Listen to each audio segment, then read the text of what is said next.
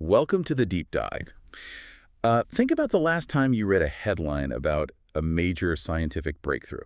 Right, like a new medical treatment or something. Exactly. Or, a discovery about human biomechanics, maybe an innovative surgical technique. We consume that final product all the time. Mm. But the path those discoveries take to actually reach your screen, that is rarely discussed. It's totally hidden. Yeah.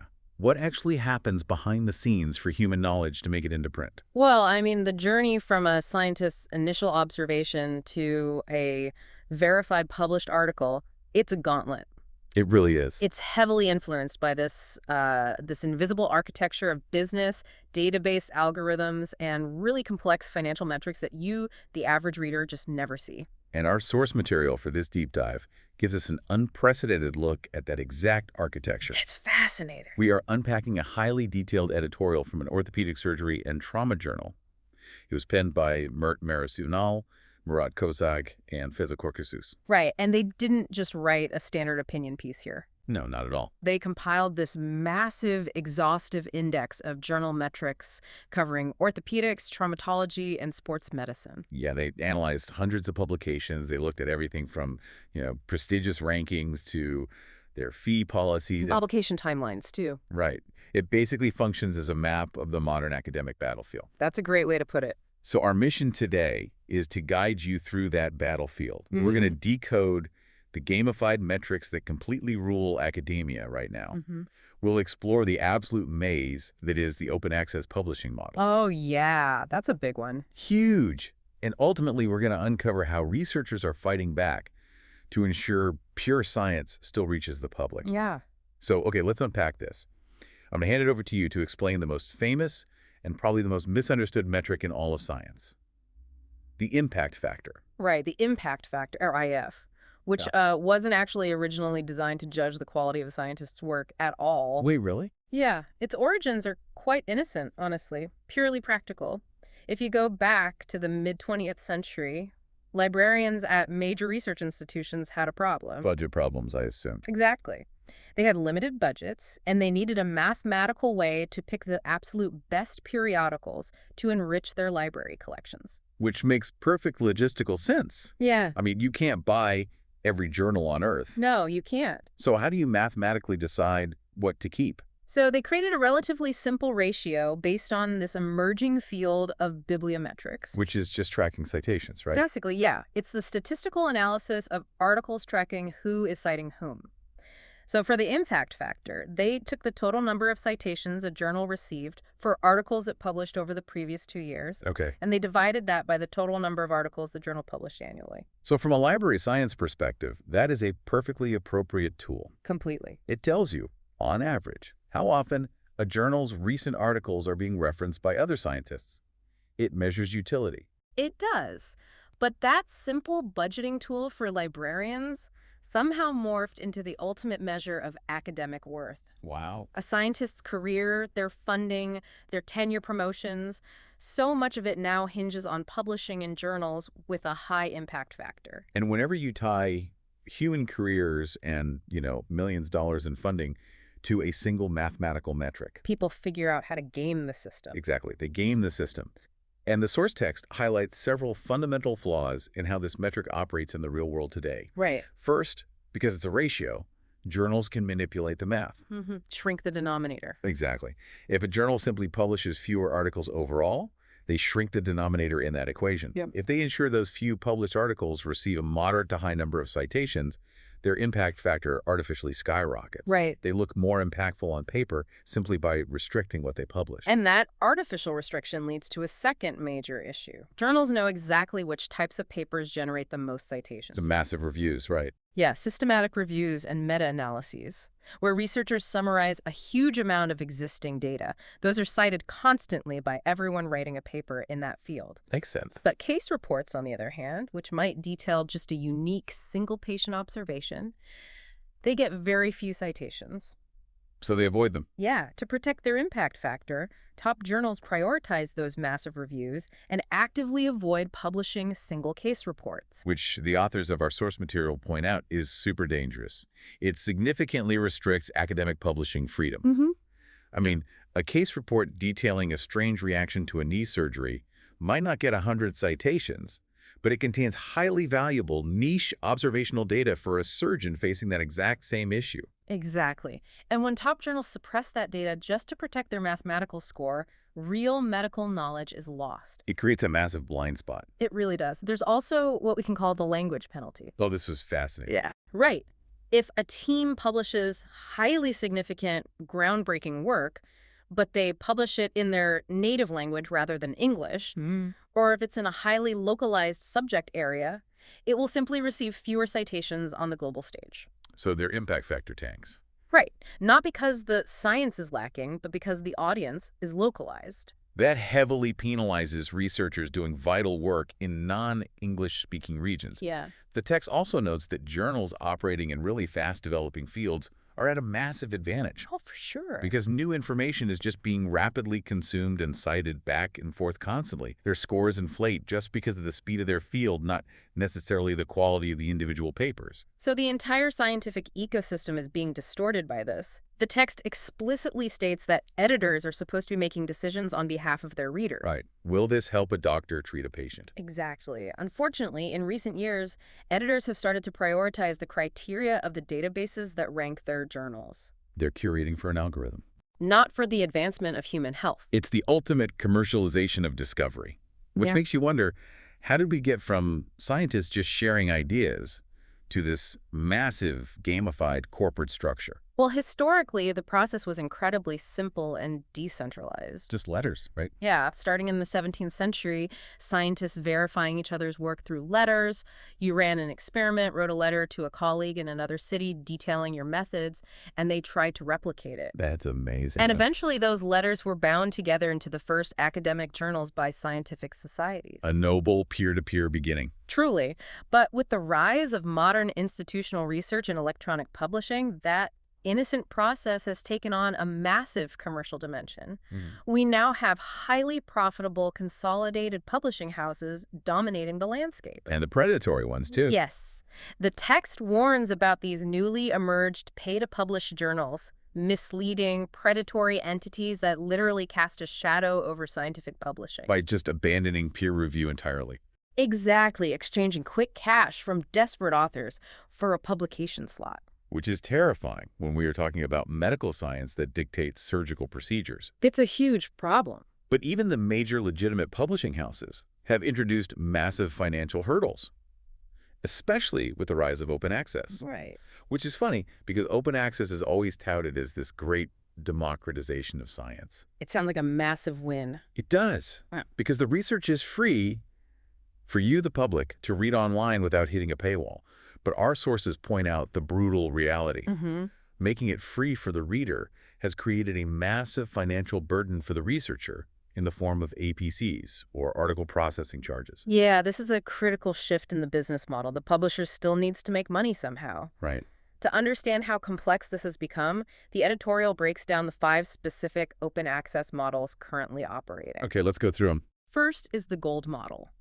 In gold open access, the publication costs are entirely covered by the authors themselves, their institutions, or through specific grants. So the scientist does years of research, writes the paper, and then has to pay thousands of dollars out of their own grant money just to get it published. Exactly.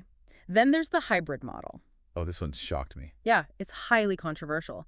In this system, the authors still pay those massive article processing charges to make their specific paper open access. Okay. But the journal itself remains subscription-based. Wow. So institutions and university libraries are still required to pay hefty subscription fees to the publisher to access the rest of the non-open articles in that exact same journal. The authors accurately describe this as double billing. That's exactly what it is. The publisher gets paid by the author to publish the work and then paid by the library to read the journal. It's an unbelievable business model if you're a publisher. And an absolute nightmare for university research budgets. Definitely. What's the next one? You also have the green open access model. Authors bypass the immediate paywall by making preprint versions of their manuscripts available on public institutional servers. Before the formal peer review process is completed? Right. Kind of a workaround, though it lacks that final stamp of peer-reviewed approval initially. Which can be risky in medical fields for sure. Yeah. Next is the bronze model.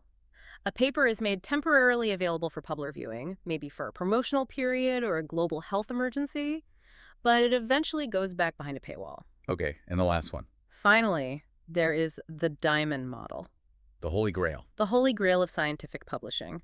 Diamond Open Access means there is absolutely no payment required for the author to publish and no payment required for the reader to access it. It is entirely free on both ends. Exactly. As the text emphasizes, all open access models except Diamond place a severe financial burden on authors with limited funding. And to show you just how rare that diamond model is, the authors compiled a striking appendix. The numbers are crazy. Yeah. They looked at 251 top-tier journals. These are Q1 journals, meaning they sit in the top 25% of all publications in their field based on that impact factor metric. Right. Out of 251 top-tier journals in orthopedics, sports medicine, and traumatology, only 22 operate on the diamond model. 22 out of 251. It's a startling statistic. It really is. And when you dig into that appendix, you see the real cost of those article processing charges. The British Journal of Sports Medicine has fees around $5,900. Wow. The American Journal of Sports Medicine charges $4,400. Just to publish one paper. Right. Even some journals operating strictly on the gold model charge over $4,000 for a single article. For a researcher in a developing nation or a young scientist without massive institutional backing, those fees are an impenetrable wall. So where are those 22 rare free diamond journals even coming from then? If the big commercial publishers aren't taking on that cost, who is? The text points out a very clear global pattern here. Many of these free access diamond journals are published and financially supported by professional associations, societies, or national institutes. Okay. They specifically list countries stepping up to fund this, like Brazil, South Korea, Czechia, Slovenia, Belgium, Germany, Japan, and China. Interesting. For example, the Journal of Sport and Health Science, published out of China, is a top-tier Q1 journal with high metrics, and it charges absolutely no fees to authors or readers. Not at all. Right. The same goes for clinics in orthopedic surgery, which is funded by the Korean Orthopedic Association. So these national associations are taking on the financial burden to protect the integrity and accessibility of the science. Yes, rather than treating the journal purely as a profit center. That's amazing. But what does this all mean for the actual scientists? Like, if you were an author who just wants to produce and publish original, helpful data, how do you survive this gamified, incredibly expensive system? Well, the editorial offers some profoundly direct advice for researchers. What is it? Ignore the impact factor. Ignore it. That sounds incredibly idealistic. Yeah. I mean, if a scientist's funding, their laboratory space, their tenure, if all that is directly tied to publishing in high-impact factor journals, how can they realistically afford to just pretend the metric doesn't exist? I know, it sounds counterintuitive, but the authors are pointing to the long-term reality of how science is consumed by actual practitioners. Okay. If a researcher selects the appropriate audience for their project and aims to reach the key decision-makers in their specific field directly, the work will be found and utilized regardless of the journal's database ranking. Ah, I see. They give a striking example. An important, highly relevant paper published in a low-impact journal will actually receive many citations over time because the surgeons and physical therapists in the field will find it, apply it, and cite it. Right. Conversely, a mediocre paper published in a prestigious, high-impact journal might receive absolutely zero citations. The impact factor doesn't magically alter the truth or utility of the science. Exactly. The content is king. The science eventually speaks for itself, assuming it reaches the right eyes. And there was a really practical strategy in the source material for how authors can operate completely outside of this database game. Yeah, it centers on the power of community. Right. This is a crucial, actionable strategy. The text reminds authors that, independent of impact factors, most legitimate scientific journals serve as the official publication platforms for professional associations. Mm-hmm. So the advice is to become an active member of these associations and consistently attend their regional and international conferences. Get out from behind the computer, step away from the database algorithms, and actually meet the people in your field. Yes. Attending conferences provides the opportunity to meet the journal editors and the peer reviewers face-to-face. Which changes everything. It does. Self-training. When you present your early-stage research at a conference, the questions asked by the audience and the pushback you receive help you shape your manuscript perfectly before you ever submit it. You're getting real-time, rigorous feedback from the exact same experts who will likely be assigned to anonymously review your paper a few months later. Exactly. The text points out that the peers evaluating your submitted work will often have already seen your live presentation. Well, that makes so much sense. Because of that prior context, when your manuscript finally reaches them in article format, the review process proceeds much more swiftly and accurately. You've essentially pre-cleared the most difficult hurdles of peer review through human connection. Right. And this entire process operates completely independently of whatever the journal's impact factor happens to be. It is science functioning as it was originally intended to function. Yeah. The authors also reference a document called the Leiden Manifesto as a framework for fixing this broken system. The Leiden Manifesto is a set of 10 principles published in the journal Nature back in 2015. Okay. It was created by a group of leading experts in bibliometrics who were really alarmed by how their mathematical tools were being abused. It serves as a crucial guiding document on how evaluation metrics should actually be used in assessing research. Let's unpack a few of those specific principles. Yeah. Because they directly challenge the current status quo. Well, the very first principle states that quantitative evaluation should support qualitative expert assessment. Meaning a mathematical metric like the impact factor should never substitute for human judgment. Exactly. You cannot replace the nuanced reading of a complex medical paper with a simple citation ratio. Right. Another key principle demands that we protect excellence in locally relevant research. Which ties directly back to that language penalty we discussed earlier. Yep. If a journal in South America is publishing groundbreaking research on a localized tropical disease in Spanish, it shouldn't be deemed low quality just because a database in North America isn't citing it in English. Exactly the point. The manifesto also calls for data collection and analytical processes to be kept open, transparent, and simple. Researchers need to know exactly how they're being evaluated rather than being at the mercy of opaque corporate algorithms. Metrics are tools, not masters. Perfectly said. Well, we've spent a lot of time on the business, the metrics, the double billing, and the manifestos trying to fix it.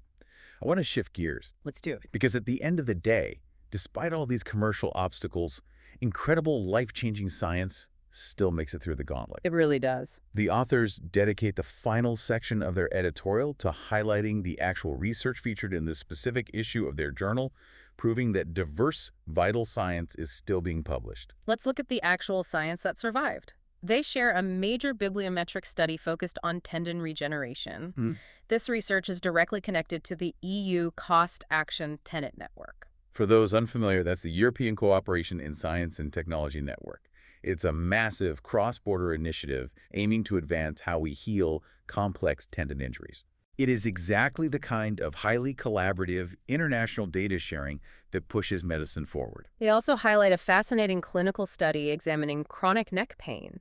The researchers looked at the effect of combining manual myofascial therapy, which is a specialized physical therapy focused on manipulating the connective tissue, with oculomotor exercises. Oculomotor meaning eye exercises. Yeah. Treating chronic neck pain by combining physical therapy on the neck with specific eye movements. Yeah.